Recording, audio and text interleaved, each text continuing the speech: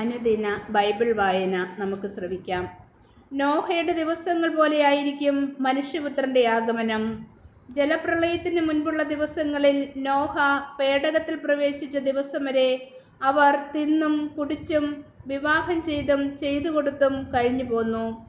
ജലപ്രളയം വന്ന് സംഹരിക്കുന്നതുവരെ അവർ അറിഞ്ഞില്ല. ഇപ്രകാരം തന്നെയായിരിക്കും മനുഷ്യപുത്രന്റെ ആഗമനവും. അപ്പോൾ 2 പേർ വയലിലായിരിക്കും.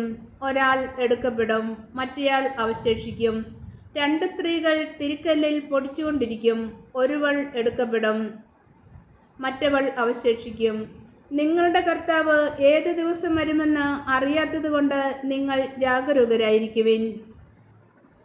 കള്ളൻ രാത്രിയിൽ ഏത് സമയത്താണ് വരുന്നതെന്ന് ഗൃഹനാഥൻ അറിഞ്ഞിരുന്നുവെങ്കിൽ അവൻ ഉണർന്നിരിക്കുകയും തൻ്റെ ഭവനം കവർച്ച ചെയ്യുവാൻ ഇട കൊടുക്കാതിരിക്കുകയും ചെയ്യുമായിരുന്നു എന്ന് നിങ്ങൾ അറിയുന്നു.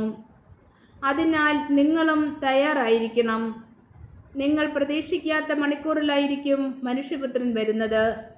തൻ്റെ ഭവനത്തിലുള്ളവർക്ക് കൃത്യസമയത്ത് ഭക്ഷണം കൊടുക്കുവാൻ യജമാനൻ നിയോഗിച്ച വിശ്വസ്തനും വിവേകിയുമായ ഭൃത്യൻ ആരാണ്? യജമാനൻ വരുമ്പോൾ അപ്രകാരം ചെയ്യുന്നതായി കാണപ്പെടുന്ന ഭൃത്യൻ ഭാഗ്യവാൻ. സത്യമായി ഞാൻ നിങ്ങളോട് പറയുന്നു, യജമാനൻ അവനെ തൻ്റെ വസ്തുവകകളുടെ എല്ലാം മേൽനോട്ടക്കാരനായി നിയമിക്കും. എന്നാൽ ദുഷ്ടനായ ഭൃത്യൻ തൻ്റെ യജമാനൻ താമസിച്ചേ വരൂ എന്ന് പറഞ്ഞ് തൻ്റെ സഹഭൃത്യരെ മർദ്ദിക്കുവാനും മദ്യപന്മാരുടെ കൂടെ ഭക്ഷിക്കുവാനും പാനം ചെയ്യുവാനും തുടങ്ങിയാൽ പ്രതീക്ഷിക്കാത്ത ദിവസത്തിലും അറിയാത്ത മണിക്കൂറിലും യജമാനൻ വന്ന് അവനെ ശിക്ഷിക്കുകയും കപടനാട്യക്കാരുടെ കൂട്ടത്തിൽ തള്ളുകയും ചെയ്യും. അവിടെ വിലാപവും പല്ലുകടിയുമായിരിക്കും. ഈശോ മിശിഹായ്ക്ക് സ്തുതിയായിരിക്കട്ടെ.